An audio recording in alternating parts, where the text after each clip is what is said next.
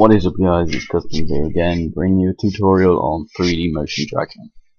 So what you're going to need to do with 3D motion tracking is Sony Vegas Pro, doesn't matter what one it is. Basically you just need Vegas Pro to render out in a JPEG sequence. You're going to need Cinema 4D and Boujou. So you're going to want to import your cinematic into Vegas and just trim it to where you want it.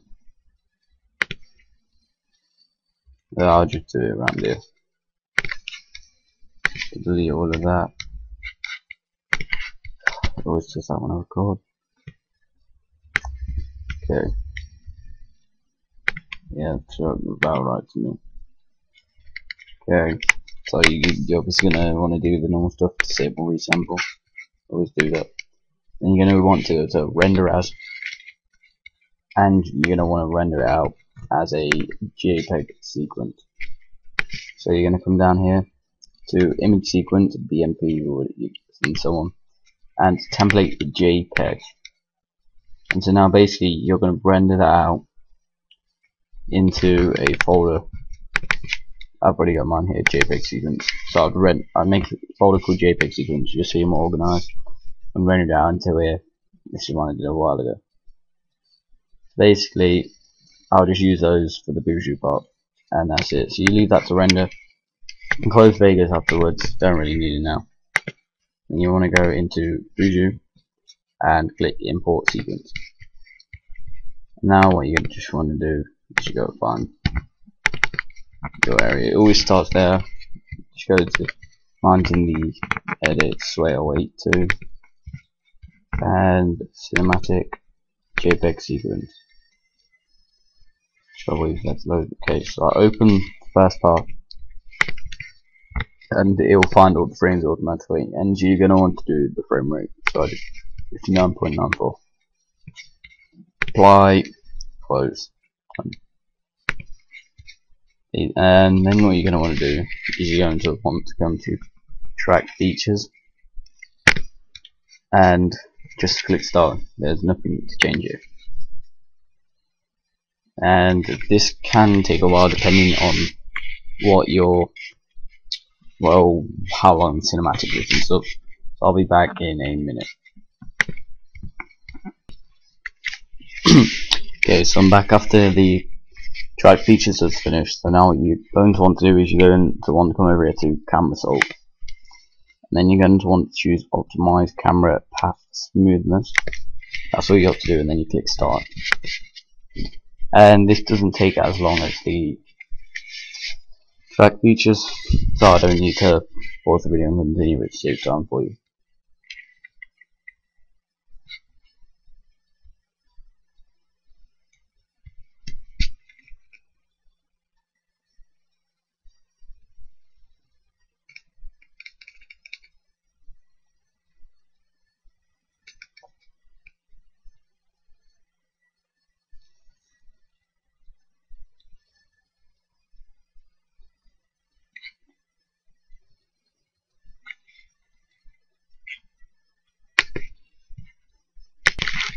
Okay, so when the camera solver's gone, finished even, you'll have all these blue and yellow points.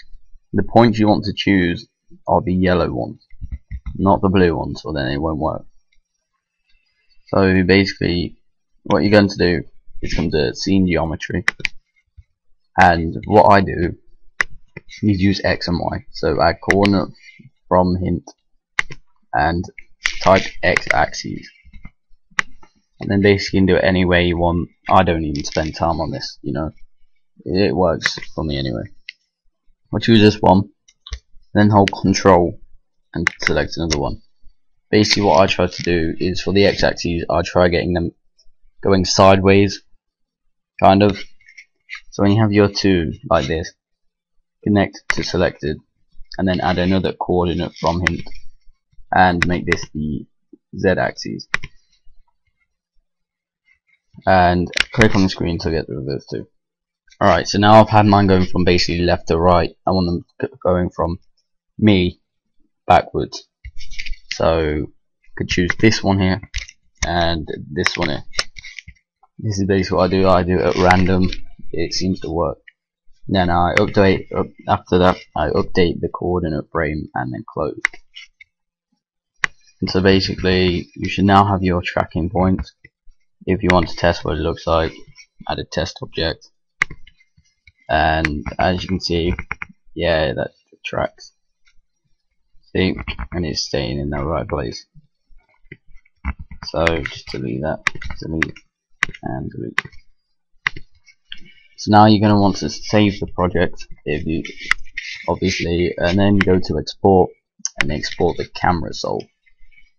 And what you're going to want to do for this is cinema4d.c4d and make this around 100,100 whatever. So I'm just gonna put this somewhere I can remember, in videos, and that's basically it. Just leave it up for a minute so you know what to do, and save. Okay, so you normally export the sequence, but there's no need for that seeing as you already have the image sequence. So load up Cinema 4D. Just wait for it to load.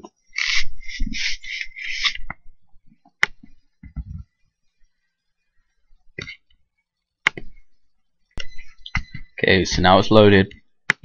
You're just going to want to open that Cinema 4D file. So I saved it in my videos, untitled project.cinema4d. Open that. Just leave it at 10. And as you can see, you now have all these dots. Mine's slightly slanted, but that doesn't really matter. But it doesn't for me. I just rotate the text, and it seems to work for me. And then you're going to want to make a material. By double clicking here, make a new material, and then press these 3 dots here at the right. So this brings you to an open file window, and then you're just going to want to find your image sequence. So mine's in Swale. Oh yeah. And cinematic image sequence, JPEG sequence, and just import the first one. That's all you gotta do. Click no. And now you see it's only one, so that doesn't really work. So click on the name here where it says C and so on, where it's the root of your file, and it'll bring you here, and it'll just give you details on it. So then you're going to want to click animation and just click go to calculate. So now this recognizes all the frames and makes it into some sort of, just makes it into a sequence. So then you come up to here and make a background, and you add the material to the background. As you can see, you've now got the background. Okay, and if you look, that null is staying in the same place. So go to MoGraph, MoText, and if we look at that, you see it stays in the same position. And if you want, put in the description for if you want a tutorial on how to hide the text. It's just masking, it's easy, but you know, if you need some help on it, just ask and I'll make a tutorial. And basically, as you can see, yeah, it's kind of slanted, as I said. You just rotate it till it looks okay, and just change the text. Just change that to customs. I'm a beast, right? And just play around with the text, do whatever you want. Okay, I'll bring it around here. I'll move back actually, a bit far forward. Okay. Alright, there we go. So basically, the cinematic I've done requires masking, so you can see the C goes in front of it when it's really behind it. You just gotta mask it. But as you can see, it tracks. So basically, if you want to have a shadow, you need to go to plane. You need to make a plane, and that will be kind of rotated as well. Just change it to your preferences and slide in the text.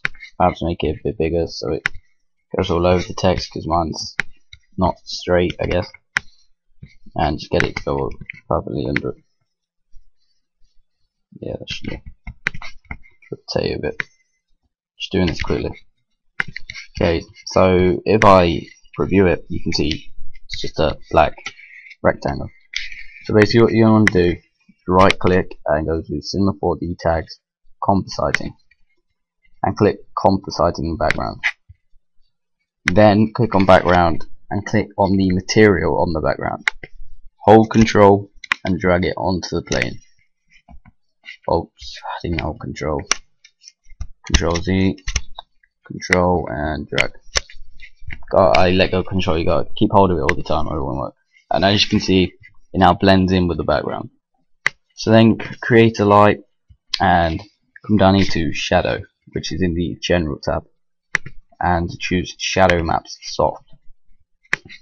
And basically you just mess around with the lighting until it looks alright for you. So a shadow's way too strong because it's just too close. But if you move it up, see, it just makes it a smaller shadow. So I can drag it back down again, and this time just put it further up. Okay, so as you can see, you've now got this shadow. The text is a bit off. Doesn't really matter. Okay. Perhaps a bit too much. And yeah, I guess that looks alright. So now it's for the reflection. Double tap down here to make another material and make it what colour you want. Just do a green colour. I'm going to basic, click reflection.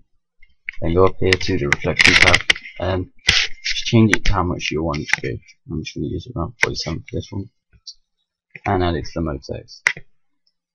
As you can see, there's already a bit of reflection there because of the light you're using here. And basically, if you want to get a better shine, then just play around with the lights, create another one, and you just see how it goes for you. So basically, that's it. See, you've now got this reflection, quite a nice looking text, and it's motion drugs. I'll just get to a point, but as you can see when it comes around, just as this was quicker fiddler, you can see there's track here. So basically, that's it, guys. That's just a quick motion tracking tutorial, just for if you don't understand any other ones. So thanks for watching, guys, and I'll see you soon. Peace.